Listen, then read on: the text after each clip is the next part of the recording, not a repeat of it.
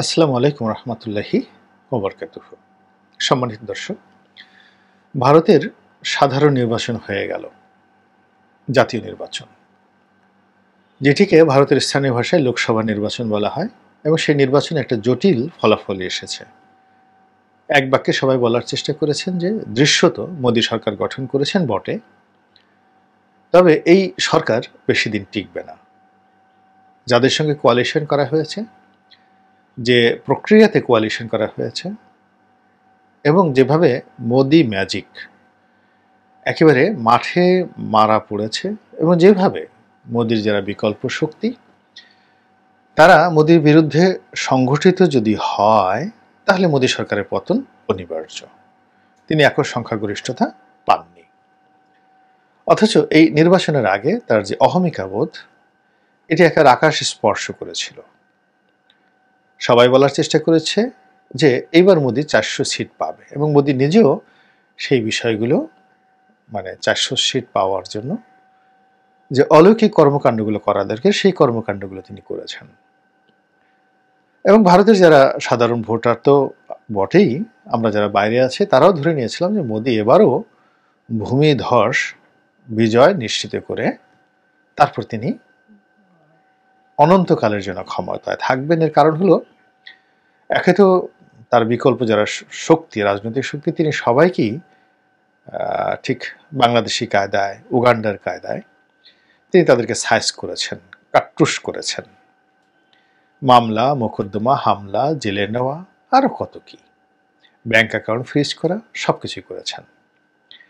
দ্বিতীয়ত, তার নিজের উন্নয়ন, মানে তার দলের অর্থনৈতিক সংগতি, প্রচুর দেশি বিদেশি ডোনেশন। এখন তো শোনা যাচ্ছে যে অমুক দেশ থেকে মোদি 10,000 কোটি টাকা পেয়েছেন, অমুক দেশ থেকে মোদি 20,000 কোটি টাকা পেয়েছেন তার নির্বাচন করার জন্য। এরকম তিনি অনেক বান্ধব তৈরি করে ফেলেছেন। যেভাবে ডোনাল্ড ট্রাম্প, ধরুন ডোনাল্ড ট্রাম্প যদি নির্বাচন করেন, তিনি একটা বিশাল ফান্ড পাবেন সৌদি বাদশার যে পুত্র এখন মোহাম্মদ বিন সালমান, যিনি দেশের প্রধানমন্ত্রী এবং যুবরাজ, তার কাছ থেকে। মধ্যপ্রাচ্যের অন্যান্য যে সকল শেখ রয়েছেন, বিশেষ করে দুবাইয়ের যিনি প্রধান, তার কাছ থেকে সহযোগিতা পাবেন তার জামাতা এবং তার মেয়ের বন্ধু হওয়ার কারণে। এরকম এমনকি নরেন্দ্র মোদীর কাছ থেকেও তিনি প্রচুর টাকা পাবেন। গৌতম আদানিরা বা ধীরুভাই আম্বানিরা ডোনাল্ড ট্রাম্পকে অকাতরে অর্থ দিবে। তেমনি মোদিও তার আন্তর্জাতিক অঙ্গনে এমন কিছু বন্ধু তিনি তৈরি করে ফেলেছেন, বন্ধু এবং বন্ধু রাষ্ট্র, ব্যক্তি এবং রাষ্ট্র পর্যায়ে তিনি অনেক সহযোগিতা পেয়েছিলেন। এবং তিনি বাংলাদেশের মতো করেই সেখানে অনেকগুলো বেনজির, অনেকগুলো আজিজ, অনেকগুলো আসাদুজ্জামান মিয়া, এরকম তিনি তৈরি করে ফেলেছেন।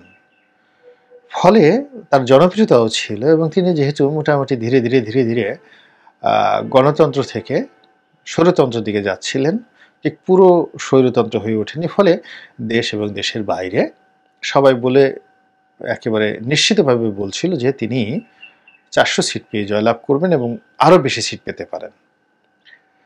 তো এই পুরো যে বিশ্বাস এবং বাস্তবতা, এটিকে যিনি উল্টিয়ে দিয়েছেন,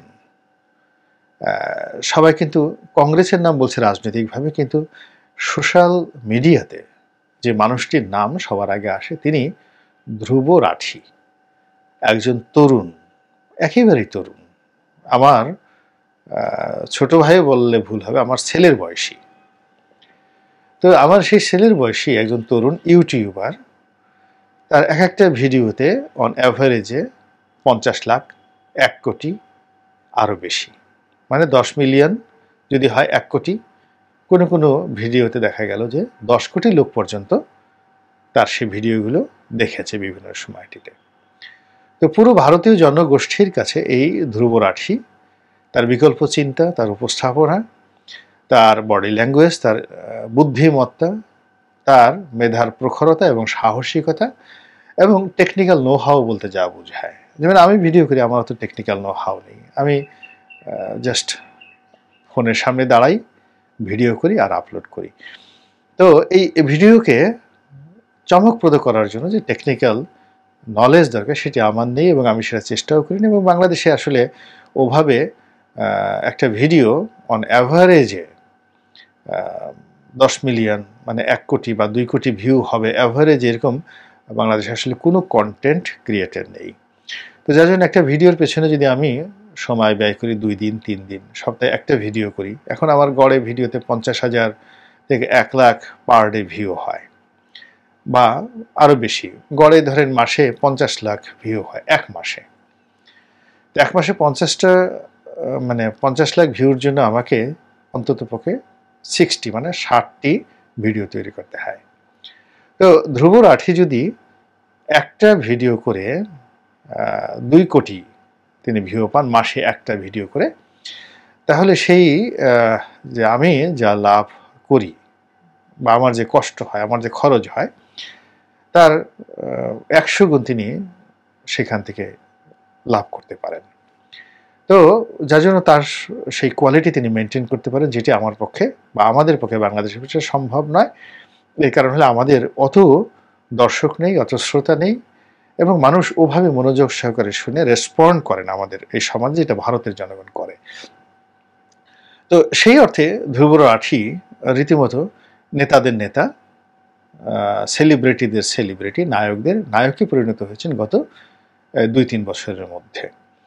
এবং তার সেই সকল যোগ্যতা এবং অভিজ্ঞতা এই 2024 সনের যে ভারতের লোকসভা নির্বাচন, সেই নির্বাচনে একেবারে জাস্ট টনিক হিসেবে কাজ করেছে। তিনি যে ভিডিওগুলো তৈরি করেছেন মোদির বিরুদ্ধে, গণতন্ত্রের পক্ষে, এগুলো মানুষ গ্রাসে গিলেছে। এবং শুধু তাই নয়, ইন্ডিয়ান ডেমোক্রেসির যে বিউটি, তারা তাদের এই মতাদর্শ দ্বারা ইনফ্লুয়েসড হয়েছে। আমাদের দেশে কিন্তু একটা সময় পাকিস্তান অবজারভার, ইত্তেফাক, পাকিস্তান জমানাতে খুবই গুরুত্বপূর্ণ ভূমিকা পালন করেছে। এমনকি মূলধারার আওয়ামী লীগের নেতৃবৃন্দ, এমনকি কোনো দলের প্রধান যারা আছেন, তাদের কোনো জনসভার বক্তব্য হুমকি ধামকির চাইতে ইত্তেফাকে একটি সম্পাদকীয় প্রকাশিত হয়েছে, লিখেছেন তোফাজ্জল হোসেন মানিক মিয়া, ওটির গুরুত্ব অনেক বেশি ছিল। কিংবা পাক ভারতে পাকিস্তান পূর্ব সময়ে মুসলিম লীগের পক্ষে যখন দৈনিক আজাদ পত্রিকাতে মাওলানা আকরাম খাঁ একটি সম্পাদকীয় লিখতেন, সর্বভারতীয় মুসলমানদের মধ্যে সেটা যে প্রতিক্রিয়া হতো, এটি কায়েদে আজম মোহাম্মদ আলী জিন্নার যে কোনো বক্তব্যের চাইতে অথবা মহাত্মা গান্ধীর বক্তব্যের চাইতে গুরুত্বপূর্ণ ছিল।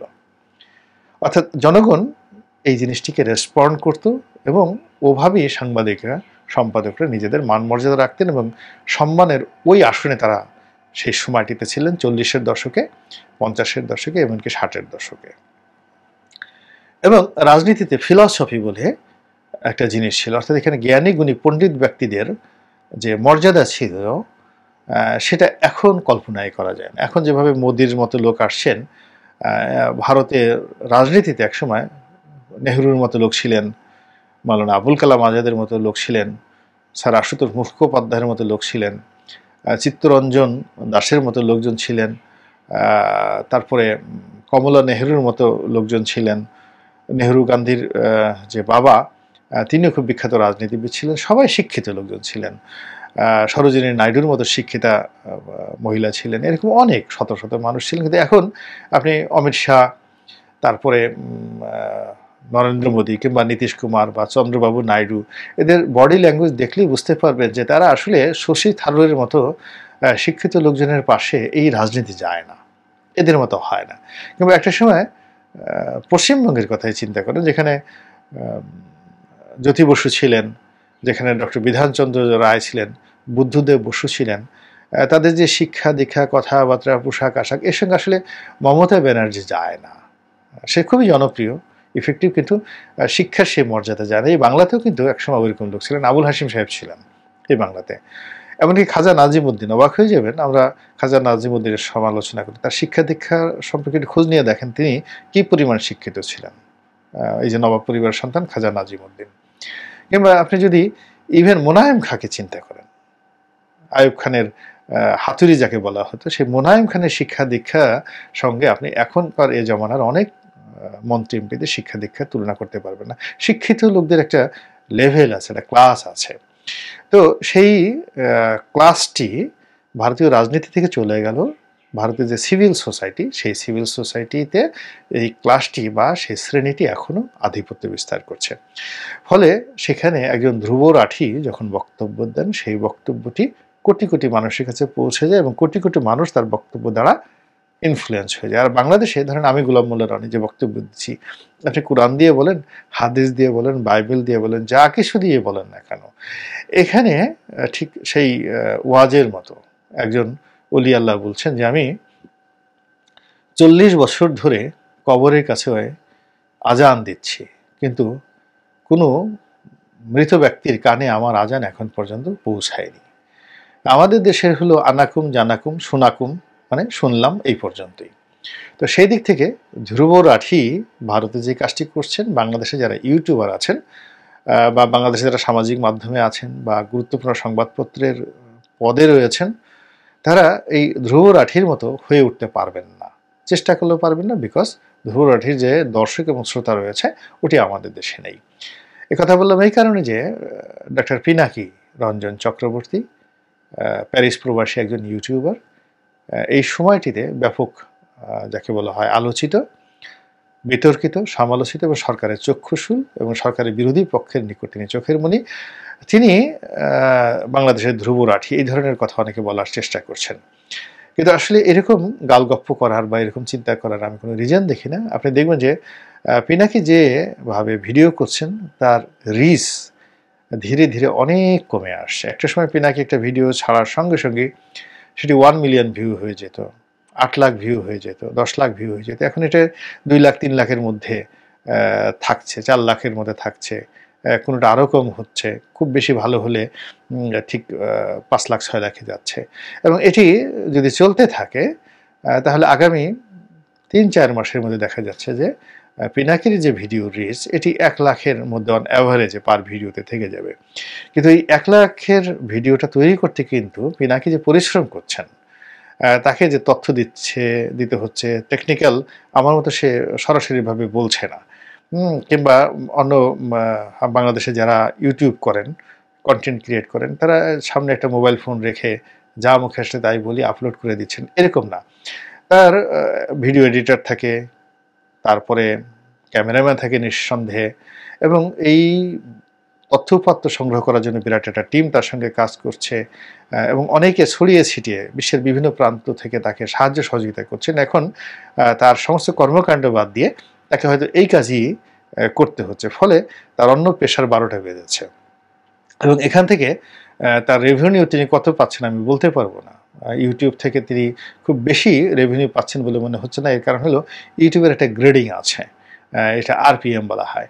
তো সেই আরপিএমে দেখা গেল যে কারো কারো আরপিএম অর্থাৎ 1 লাখ লোক যদি দেখে, ইউটিউব থেকে তাকে দেওয়া হয় $80 বা সর্বোচ্চ বাংলাদেশে $80 উপরে কোনো আরপিএম নেই। আর আরপিএম যদি ভালো না হয় তাহলে অনেক মানে ভিউ থাকা সত্ত্বেও দেখা গেল 1 লাখ ভিউ হয়েছে কিন্তু $5 পেয়েছে, $2 পেয়েছে, এমনকি $0, কোনো ডলারও আসেনি।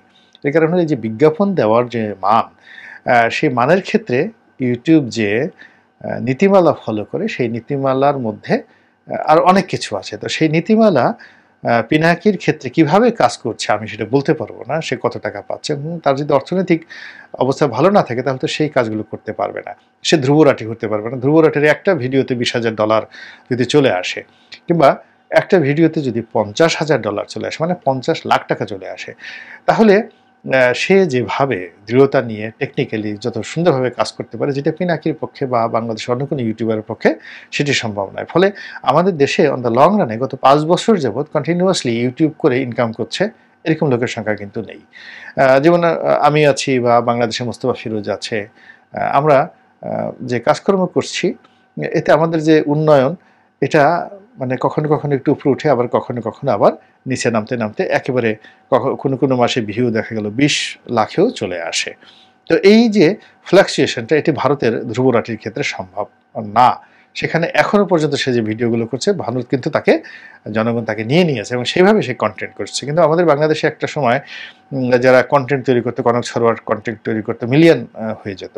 তারপর শাহেদ আলম করতেন, মিলিয়ন হয়ে যেত, 10 লাখ হয়ে যেত। এরপরে আহ, ইলিয়াস, সাংবাদিক ইলিয়াস, তিনি করতেন, সেটাও 3, 4, 5 মিলিয়ন হয়ে যেত। বাংলাদেশে অনেকগুলো ইসলামিক বক্তা ছিলেন, ইসলামিক চ্যানেল ছিলেন, ইসলামিক যেখানে আজহারির বক্তব্য প্রকাশিত হতো, এগুলো 4 মিলিয়ন 5 মিলিয়ন হয়ে যেত। কিন্তু এখন 1 বছরের বেশি কিন্তু এরা কেউ টিকে থাকতে পারেনি। আমাদের যে এই যে অস্থিরতা, আমরা টিকে থাকতে পারি না, এই না পারার কারণেই পিনাকি হন বা অন্য যে কোনোই হন, বাংলাদেশের এই অডিয়েন্স নিয়ে আসলে ধুরুবুরাটি হওয়া সম্ভব নয়। আল্লাহ আমাদের সবাইকে হেদায়েত দান করুন, হেফাজত করুন। আসসালামু আলাইকুম ওয়া রাহমাতুল্লাহি ওয়া বারাকাতুহু।